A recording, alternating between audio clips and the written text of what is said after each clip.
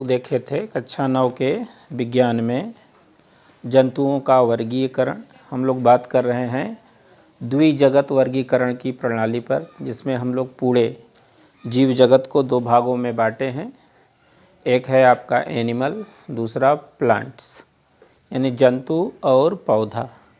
तो आज हम लोग बात करेंगे पौधों के वर्गीकरण पर, यानी पौधों का वर्गीकरण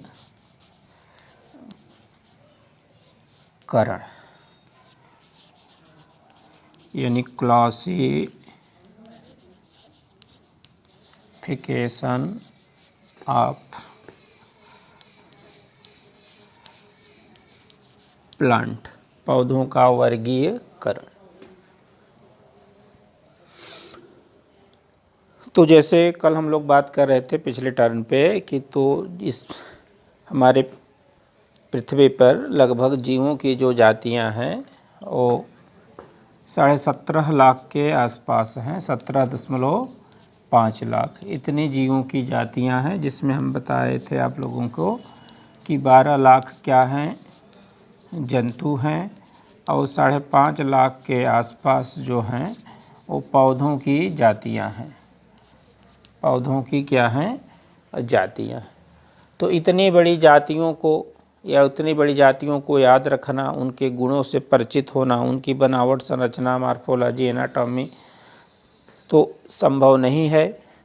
इसलिए इस पौधों के पूरे समुदाय को हम लोग कुछ संघों में क्या किए हैं, बांटे हैं, जिसमें से हम लोग बात करते हैं कि जैसे जो थैलोफाइट्स हैं, ब्रायोफाइट्स हैं, टेरिडोफाइट्स हैं, जिम्नोस्पर्म हैं और एंजियोस्पर्म हैं। तो हम लोग एक एक करके देख रहे हैं कि पौधों के वर्गीकरण में जो वर्गीकरण आता है पौधों का, अगर वर्गीकरण की बात करें हम पौधों, तो उसमें हम लोगों का पहला आता है थैलोफाइटा। Thallophyta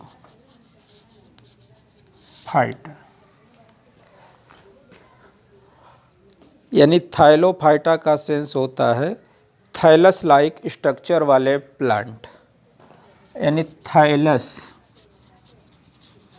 like structure.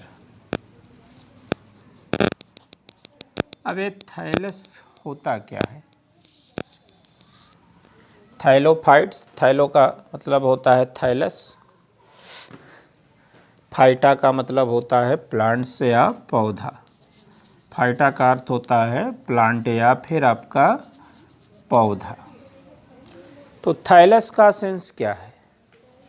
कुछ पौधे ऐसे होते हैं, कुछ पौधे ऐसे होते हैं कि जिनकी जो पूरी बॉडी होती है, पौधों की बॉडी हम जानते हैं नॉर्मली 3 भागों में विभाजित होती है। जड़ है, तना है, पत्ती है। पौधों के पूरा शरीर को हम लोग बात करें, उसके मॉर्फोलॉजी को, बाहरी स्ट्रक्चर को जो हम लोगों को दिखाई देते हैं वो 3 हैं। जड़, तना तथा पत्ती में क्या होता है? विभेदित होता है उनका शरीर।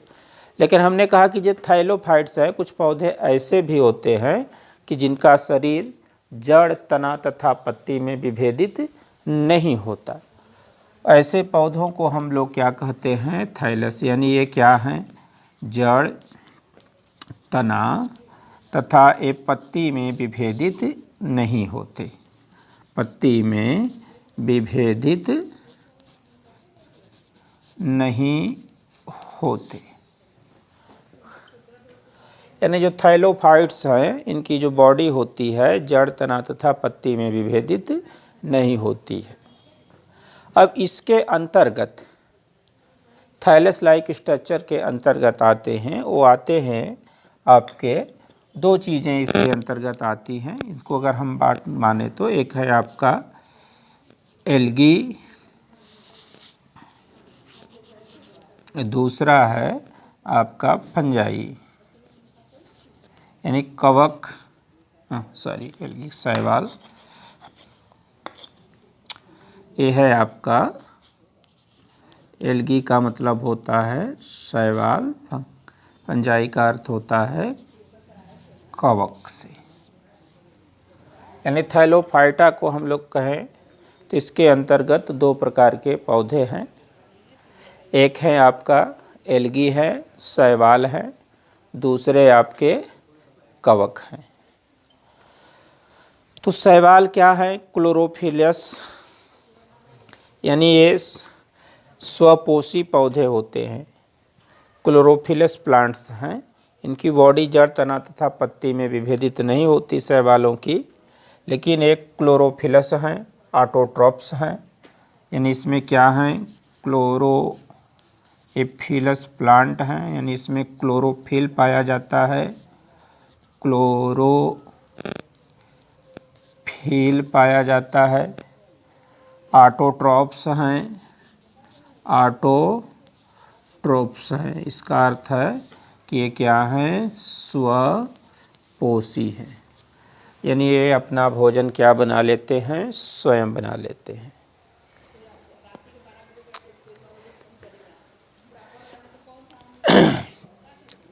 तो शैवाल हमने बताया कि ये कोशिकीय भी होते हैं, बहुकोशिकीय भी होते हैं। प्राय इनके जो बॉडी होती है वो जड़, तना तथा पत्ती में विभेदित नहीं होती। हरे हैं, हरे शैवाल है, ठीक है। अगर हम शैवालों की बात करें तो शैवाल कोई अगर वर्गीकरण की बात करते हैं तो शैवाल हम लोग नॉर्मली 3 प्रकार के वर्गीकरण हैं सिलेबस में आपके। एक है, ठीक है, क्लोरोफाइसी, फियोफाइसी और रोडोफाइसी। अगर शैवालों की वर्गीकरण की हम बात करें तो ये हैं आपके क्लोरोफाइसी, दूसरा है फियोफाइसी और तीसरे हैं आपके रोडोफाइसी।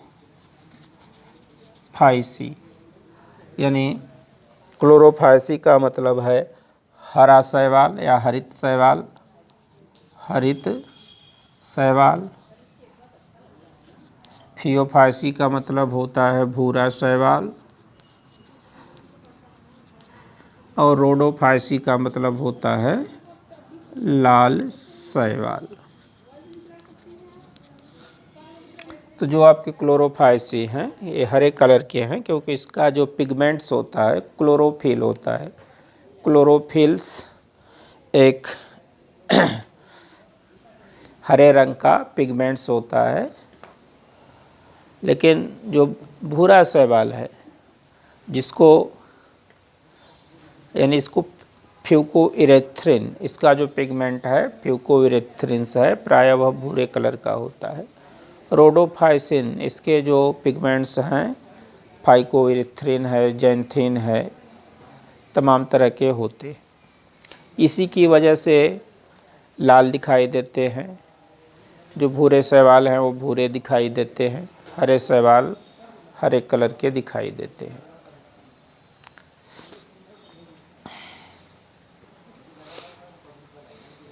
तो इस तरह से शैवाल 3 प्रकार के हैं। एक लाल शैवाल है, ठीक है, प्रायः यह, ठीक है, अलामड़ी जल का है, समुद्री शैवाल है। इसकी वजह से एक हमारा महासागर है जिसके हम लोग लाल सागर कहते हैं। लाल सागर में यानी उसका पानी आपको कैसा दिखाई देता है? लाल, लाल पानी, यानी इसमें लाल शैवालों की मात्रा बहुत ज़्यादा हो जाती है। उस पिगमेंट की वजह से पूरा सागर आपको लाल दिखाई देता है। शैवालों के अगर हम बात करें थोड़ी सी इकोनॉमिक इम्पोर्टेंस की, तो शैवाल पहला चीज़ जो खाद्य श्रृंखला है, हमारे जो फूड चेन चलती है, तो यानी शैवाल्स जो हैं अगर हम यूँ कहें तो ऑटोट्रॉप्स हैं, यानी ये प्राथमिक क्या हैं? उत्पादक हैं। शैवाल्स जो हैं प्राथमिक क्या हैं? उत्पादक हैं। कुछ शैवाल हम लोग क्या करते हैं, क्योंकि शैवाल जैसे इसको स्पूराइला एक शैवाल है, उसमें आपके प्रोटीन्स की बहुत ज़्यादा मात्राएं होती हैं। कुछ शैवाल हैं जैसे है कि आपका जिलेडियम है, जिससे एगर एगर प्राप्त करते हैं हम लोग। एगर एक यूँ कह लीजिए कि हम लोग बर्फ़ को क्रिस्टलाइज या बर्फ़ या जब हम इसको आइसक्रीम जेली तैयार करते हैं तो एगर का क्या किया जाता है, उपयोग किया जाता है। एक लैमिनेरिया शैवाल है। लैमिनेरिया शैवाल की कुछ प्रजातियों से आपको आयोडीन प्राप्त होते हैं। आयोडीन एक हमारी बॉडी के विकास के लिए या थायरॉक्सिन हार्मोन के लिए एक महत्वपूर्ण क्या होता है, तत्व होता है। तो ये शैवालों के क्या हैं, आपके कुछ इकोनॉमिक इम्पोर्टेंस हैं। अब हम बात कर लेते हैं थोड़ी सी फंजाई की, कवक की। कवक क्या होते हैं, नॉन क्लोरोफिलस होते हैं। नॉन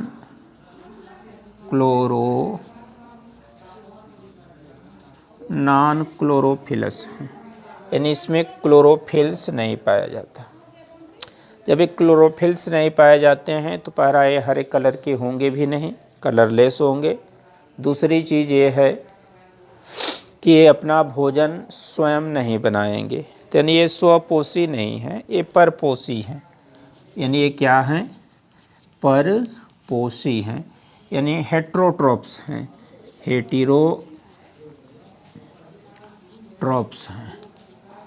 ये क्या हैं, आपके परपोषी हैं।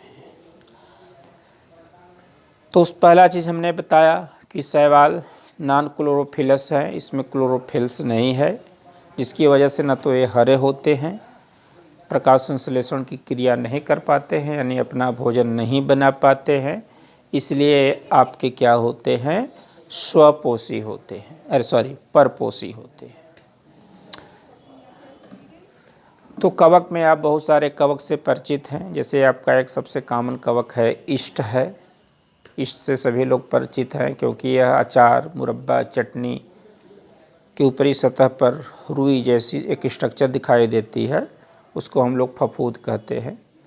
उसमें और सारे कवक हैं जिससे आप लोग बरसात के दिनों में देखते हैं कि जहाँ पर ऑर्गेनिक पदार्थों की मात्रा ज़्यादा होती है, सड़े गड़े गोबर राख मिट्टियाँ होती हैं, तो वहाँ पर एक शैवाल निकलता है, ठीक है, जिसको हम लोग ककरमत्ता के नाम से भी गांव में जानते हैं, ठीक है, या उस चीज़ को हम लोग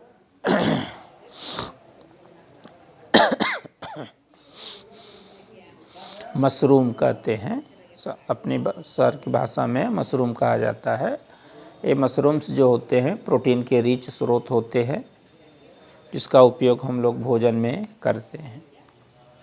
कुछ शैवाल होते हैं, कुछ कवक आपके होते हैं जो बीमारियों को भी फैलाते हैं, जैसे आपके वर्म हो गए, ठीक है, ट्राइकोपोटान हुए। कुछ परजीवी होते हैं, मनुष्य के भी परजीवी हैं, कुछ फसलों के भी परजीवी होते हैं, इनकी वजह से ब्लाइट्स लगते हैं, आलू में झुलसे लगते हैं, गेहूं में रस्ट लगती हैं, गिरुई लगती हैं, ये सब चीज़ें हैं। तो इनका इकोनॉमिक से इम्पोर्टेंस रहा। अगर थाइलोफाइटा की अगर बात करें तो इसमें एक चीज़ हम और इंक्लूड कर सकते हैं, क्योंकि इनका जो शरीर हम लोग बात करते हैं, ऐसे पौधे हैं कि जिनका शरीर जड़, तना तथा पत्ती में विभेदित नहीं होता।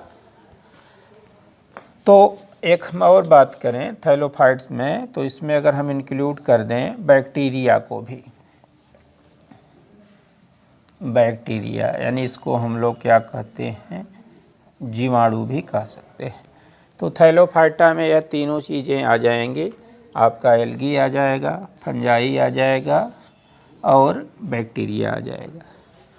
तो पहले चीज़ स्टूडेंट आप लोग यह ध्यान दीजिएगा कि जो जीवाणु है वह आपका जंतु नहीं है। जीवाणु आपका एक प्रकार का क्या है, पौधा है। सबसे जो ध्यान देने वाली योग्य बात यही है कि बैक्टीरिया को बहुत सारे लोगों जंतु मानते हैं, लेकिन जंतु नहीं है बैक्टीरिया।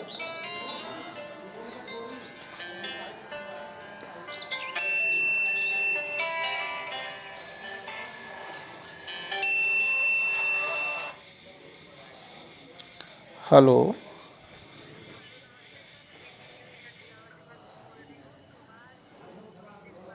जी जी बताइए।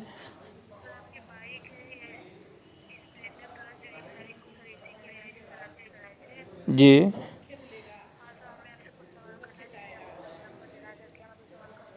हाँ बिल्कुल कर सकते हैं।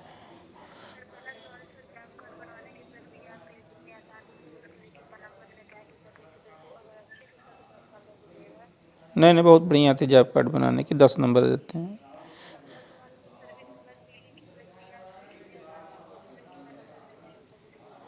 पूरे नंबर देना चाहेंगे, 10 नंबर।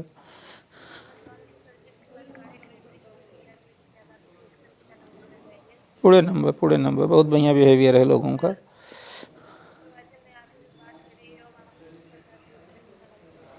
पूरे नंबर, पूरे number, all staff are best है वहाँ। नहीं, सारे समस्याओं का समाधान होगा।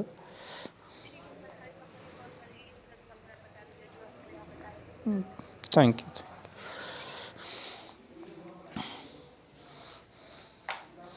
तो थोड़ा सा व्यवधान आ गया था फ़ोन पे, तो हम लोग बात कर रहे थे जीवाणु की, बैक्टीरिया का। तो बैक्टीरिया का हमने बताया कि यह जंतु नहीं है, ये प्लांट है। क्यों प्लांट है? क्योंकि बैक्टीरिया की जो कोसा होती है, कोसा के बाहर एक आवरण होता है जिसको हम लोग कोशिका भित्ति कहते हैं। कोशिका भित्ति कहते हैं। यह कोशिका भित्ति सिर्फ पौधों की कोशिकाओं में ही पाई जाती है, जंतुओं की कोशिकाओं में कोसा भित्ति नहीं पाई जाती। तो बैक्टीरिया की कोसा के चारों तरफ एक कोसा भित्ति पाई जाती है, जिसको जिसको हम लोग, इसलिए हम लोग बैक्टीरिया को पौधा मानते हैं। बैक्टीरिया के भी काफ़ी इम्पोर्टेंस हैं, इकोनॉमिकल इम्पोर्टेंस हैं, कुछ हार्मफुल एक्टिविटीज़ हैं, कुछ आपके बेनिफिशियल एक्टिविटीज़ हैं, कुछ इसकी नुकसानदायक क्रियाएं हैं, कुछ लाभदायक हैं। लाभदायक क्रियाओं की अगर बात करें तो बहुत सारे पदार्थों का निर्माण हम लोग आजकल बायोटेक्नोलॉजी से कर रहे हैं, जिसमें इंसुलिन हो गया, बीटी फसलें हो गई, और भी हैं आपके बैसिलस बैक्टीरिया हैं। हम लोग दूध से लैक्टो एसिड बैसिलस है, जिससे हम दूध से दही बनाते हैं, दूध से पनीर बनाते हैं। इन सब चीज़ों का हम लोग क्या करते हैं, निर्माण करते हैं। कुछ इसके हार्मफुल भी एक्टिविटीज़ हैं बैक्टीरिया की, जैसे विभिन्न बीमारियां हैं, टाइफाइड्स है, ठीक है, कोलरा है, आपके टीबी हैं, इस तरह की जो बीमारियां होती हैं, प्लेग हैं, ये टिटनस है, ये सब सारी बीमारियां जो होती हैं वो बैक्टीरियाओं की वजह से होती हैं। तो ये रहा आपका थाइलोफाइट्स। तो यानी हम लोग पौधों के वर्गीकरण में जो पहला संघ देखे, ठीक है, उसको हम लोग क्या कहते हैं, थाइलोफाइट्स। थाइलोफाइट्स में 3 चीज़ों का हम लोग अध्ययन किए, ठीक है, शैवाल का, कवक का और जीवाणु का। अब हम लोग दूसरे की बात करते हैं।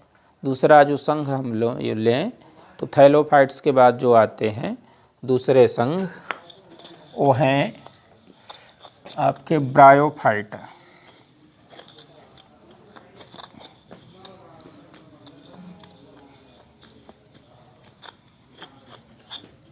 यानी जो दूसरे आते हैं वो हैं आपके ब्रायोफाइटा।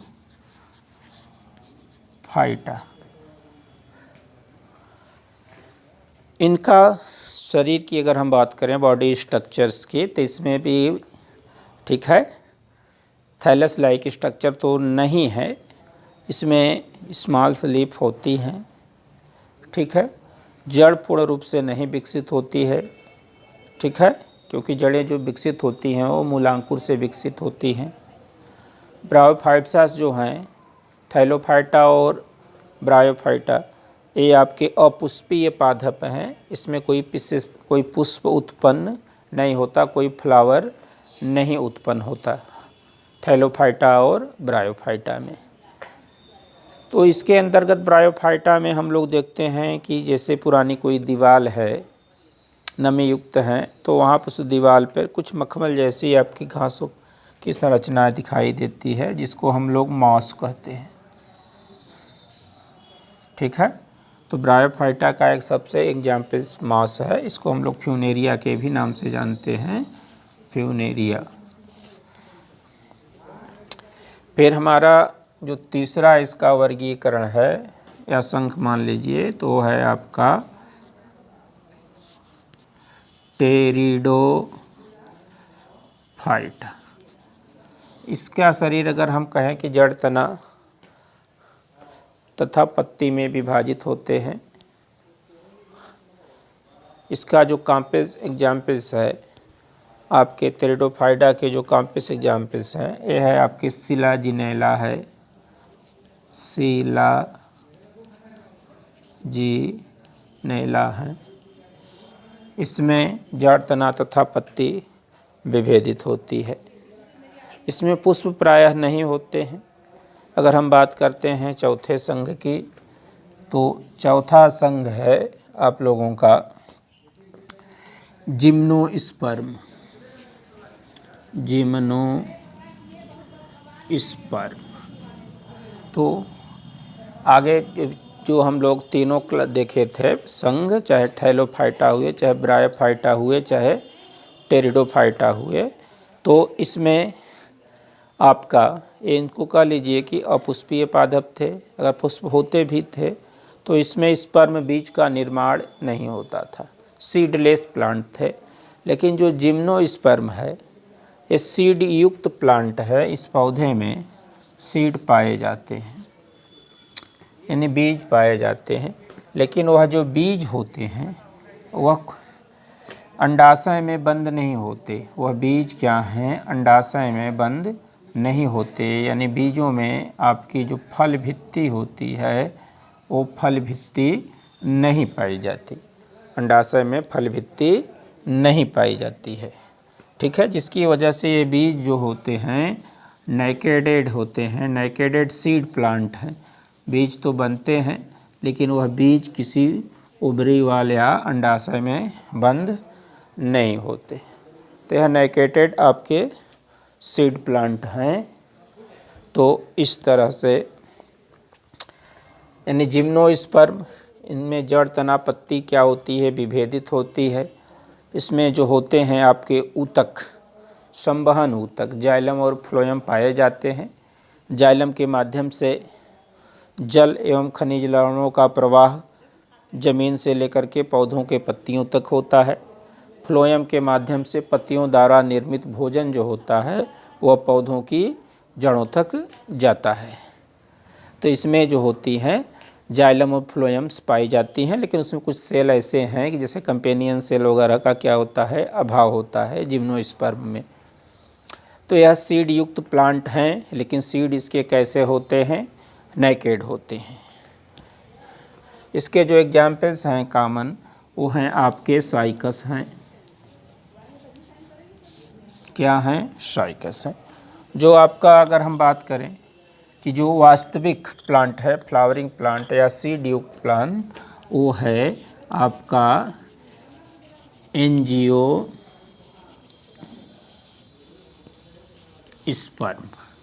ये क्या है, एंजियोस्पर्म, यानी ये क्या है, सीड युक्त वास्तविक प्लांट हैं। ये सीड युक्त प्लांट हैं, सीड वाले प्लांट हैं। इसमें बीज बनते हैं। ठीक है, यह जो बीज हैं किसी अंडाशय या ओवरी वाल्स में बंद रहते हैं। अंडाशय या ओवरी वाल में आपके क्या रहते हैं, बंद रहते हैं। ठीक है, यानी ये बीज आपके क्या हैं, किसी भित्ति में, या यूँ कह लें कि हम फल भित्ति के अंदर क्या रहते हैं, बंद रहते हैं। इनका जो शरीर होता है, बॉडी स्ट्रक्चर, जड़ तना तथा पत्ती में क्या होता है, विभेदित होता है। जाइलम और फ्लोएम वेल डेवलप होते हैं, सारी चीज़ें होती हैं। ये जो पौधे हैं, एंजियोस्पर्म को हम लोग दो भागों में भी बांट सकते हैं। एक होता है आपका मोनोकोटिलीडन, मोनोकोटिलीडन, और दूसरा है डाइकोटिलीडन। लीडन, यानी है आपका एक बीज पत्री और ए हैं आपके द्विबीज पत्री। यानी जो एंजियोस्पर्म है उसको कहीं हम दो सब डिवीजन में बांट सकते हैं, एक बीज पत्री और द्विबीज पत्री। यानी आप देखेंगे इससे चना है, मसूर है, ठीक है, इसके जो बीज होते हैं उसमें दो पत्रक होते हैं। इसके विपरीत हम देखते हैं गेहूं है, धान है, मक्का है, इसके बीज में कोई पत्रक नहीं होता, एक ही पत्रक है, एक ही सीड है। तो यह पुष्पीय पादप हैं, इसमें पुष्प उत्पन्न होते हैं, बीज उत्पन्न होते हैं, फल होते हैं, फल के अंदर जो आपके बीजांड होते हैं, बीजांड किस में बदल जाते हैं, आपके बीज में बदल जाते हैं। तो पूरे पौधों का वर्गीकरण की बात करें तो पूरे जो आपके पौधों के जगत हैं, यानी जो पौधों की 5.5 लाख आपके पास जातियां हैं, उन 5.5 लाख जातियों को हम लोग इन 5 संघों में बांटते हैं, थाइलोफाइट, ब्रायोफाइट, टेरिडोफाइट, जिम्नोस्पर्म और एंजियोस्पर्म। तो यह 5 हैं, ठीक है। Thank you.